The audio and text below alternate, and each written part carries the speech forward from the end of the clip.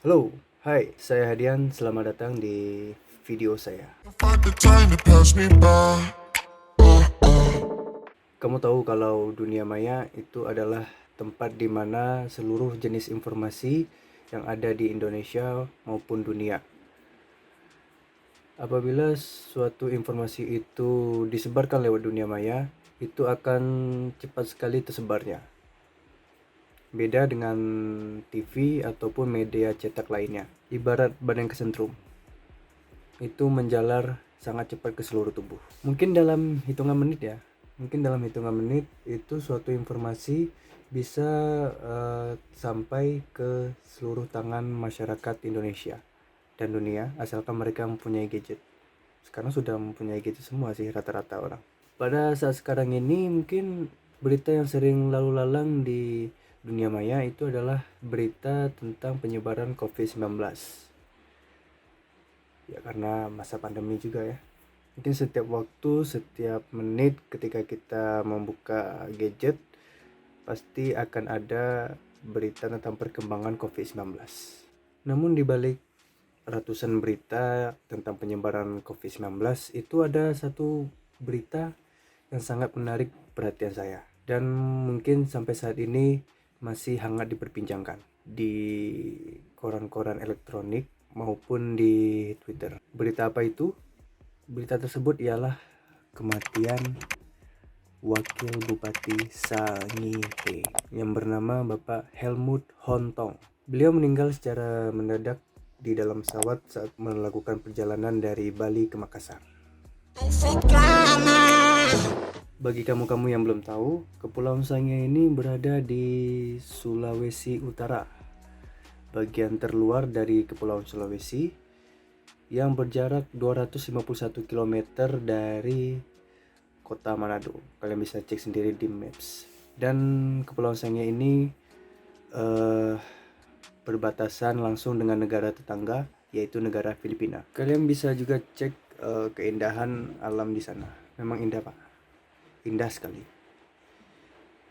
Namun dengan keindahan alam di sana dan hanya seluas 757 hektar kalau nggak salah, itu terdapat polemik yang masih terjadi hingga saat ini. Polemik apa itu? Yaitu adalah rencana dilakukannya pertambangan emas di kepulauan tersebut. Wah, gawat. Kamu tahu kalau memang bagi sebagian besar orang dan bagi pihak-pihak yang berkepentingan bahwa pertambangan emas itu sangat menguntungkan. Ya memang karena setiap tahunnya harga emas itu selalu naik. Namun yang perlu ditekankan di sini adalah efek jangka panjang akibat dari pertambangan emas tersebut. Apalagi kita melihat bahwa kalau Kepulauan Sangihe itu hanya seluas 757 hektar. Apa yang terjadi dengan Kepulauan Sangihe di sana apabila memang nanti benar-benar dilakukannya pertambangan emas di kepulauan tersebut?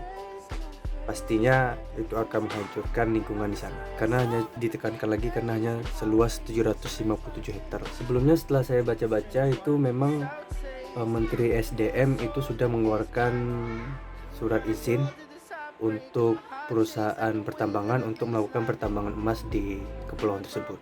Dengan adanya rencana pertambangan tersebut, Pak Helmut Hontong sangat menolak keras terhadap rencana ini. Dan Pak Helmut Hontong sendiri mengirimkan surat kepada Menteri SDM secara langsung agar kegiatan pertambangan di sana dibatalkan.